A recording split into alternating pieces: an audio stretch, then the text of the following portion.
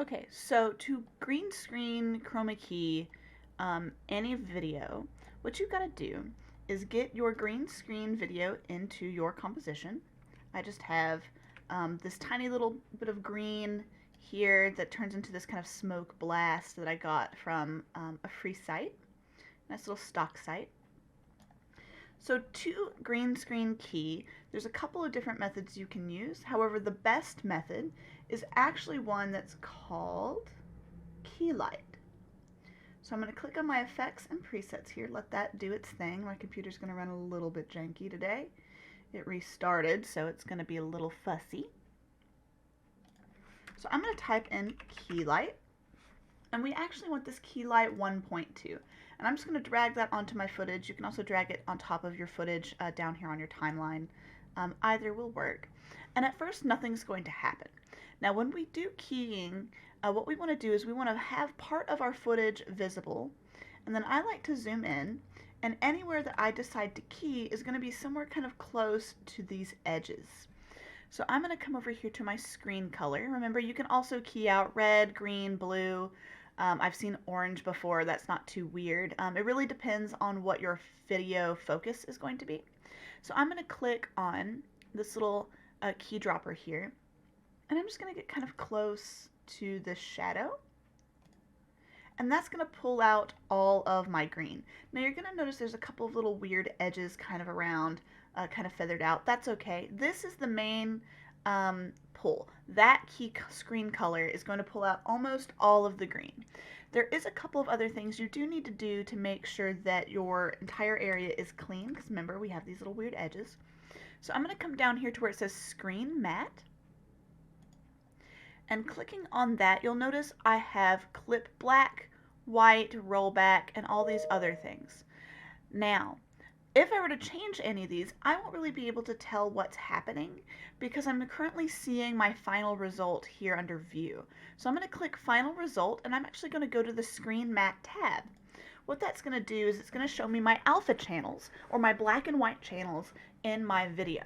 So now if I know that I want my matte to be a little bit more clean, I can change some of these black, white, roll back, and shrink. So the first thing you want to do with your screen matte is you want to make sure you have no fuzziness inside of your subject. Now if it's a person, it's going to have possibly a little bit of fuzziness around the edges, maybe in the hair or in the shirt or clothing. For my smoke here, you can see I've got a little bit of fuzziness kind of in these areas around this little arc. So I'm going to pull my clip black up a little bit. So it's going to kind of pull it in a little, kind of around all of the edges. And I'm also going to do the same with my white, except for down. I want to really bloom out that brightness inside of my mask, because that's all this is. It's just making an alpha clipping mask for your footage. So if I go back from Screen Matte to Source, my source is that gray, kind of green coloring here. So I'm going to go back to Final Result, and you'll see I have a little bit less of that kind of bloom. Because I already know that my mask is pretty solid, I can come in here and just kind of manually adjust these a little bit as needed. I don't think too far into the clip black would be too much out of the question at all. Now, something to be aware of when you're using the screen matte, you do not want your clip black and your clip white to overlap in their numbers. If they get too close or go past each other, you'll actually get an inverted result. So just to show you, if I take this 93 here down past 49, you'll see it inverts. So I'll take that back. This clip rollback is pretty much, it just kind of rolls your footage back a frame or two so that you get this kind of blurred result around the edges. I never normally take this further than 1, although I have seen a couple of people with really hard keys going back a little further. I'm just actually going to leave mine for this clip at 0. My shrink and glow, that's your edges. Do you need to have some more or less on your edges? Now, if you have a lot of that kind of outside glow and this rollback and clip doesn't really do much for it, you can use that shrink. Your screen softness is pretty much just a light blur on your edges. So you can see my edges get a little bit more blurry, a little bit softer. This is really nice for if you have something like this kind of smoke where it needs to be a little bit more fluid. where you don't really need much crispness to it. Now, if you have a person, that may need to change a little bit, really depends. Now, if you have any odd coloring happening here in your footage, you can do a little bit of the screen despot, like if you've got some little kind of glitters in here, you might be able to change those right out the gate. So I think for this is pretty good. So I'm going to leave this at final result. I am going to add a new color matte. So I'm going to go new, let's see here, solid, and I'm just going to change this to a nice color like a blue, something different that's not this black, but is also not the same green as what it was originally on. So if I put that in here, I'm going to make sure that's underneath my blast. My blast feels a little out of place, and that's for a couple of different reasons. The first is because we're still seeing it from that same kind of green color light. So it's still got that green kind of highlight to it. It doesn't really fit too much on the blue. We can change that with a couple of different tools. So the first tool that I'm going to look for, you may or may not have, depending on which plugins you have installed, is light wrap.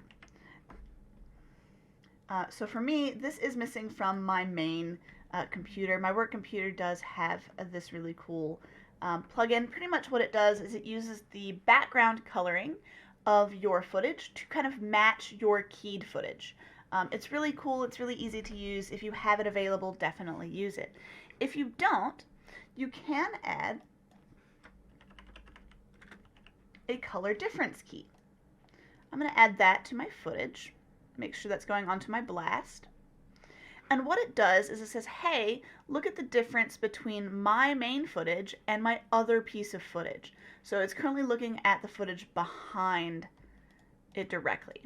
So if I were to toggle this off or on, you'll see it changes ever so slightly inside. Now, pretty much this just works as a like, hey, let's take the colors and kind of add this new keying color to it. So if I were to take this and click this kind of light blue here, nothing's going to change because it's still blue. But if I were to use, let's say, like this red down here, we might get some different results. So I'm just going to leave that at the blue. So what I can do is I can take a look at A to B and kind of see the differences between them. So final result, partial result. Now if I have more of A, so if I remove more of A, take that down to B, you can see I get a little bit more of that warmer toned coloring to my footage. Take that back to 225 so that matches that blue a bit more. Same with that partial A black. If I take that up,